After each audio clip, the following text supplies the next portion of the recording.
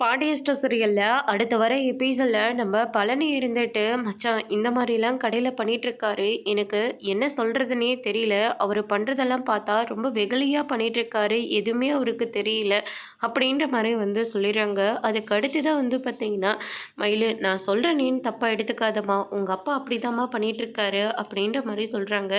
அதுக்கு அடுத்ததா பாண்டியன் இருந்துட்டு, சரி அவர் ஏதோ பிஸ்னஸ் பண்ணுறேன்னு சொன்னாரே, பண்ணுற வரைக்கும் கடையில் இருக்கட்டும் தான் நான் பார்த்தேன்.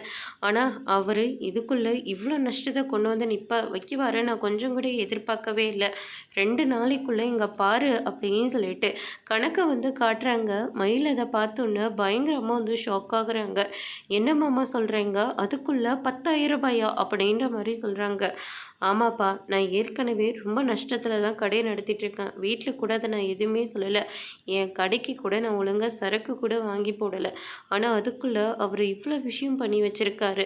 கடைக்கு வரவங்க போகிறவங்க எல்லார்கிட்டேயும் டிஸ்கவுண்ட்லாம் கொடுத்துட்ருக்காருப்பா அப்படின்ற மாதிரி சொல்கிறாங்க. அவர்கிட்ட நான் இதை எப்படி சொல்கிறதுன்னு தெரியல. அப்படியே சொன்னாலையும் அதில் அவர் எப்படி எடுத்துப்பாருன்னு எனக்கு தெரியல அப்படின்ற மாதிரி சொல்லிடுறாங்க.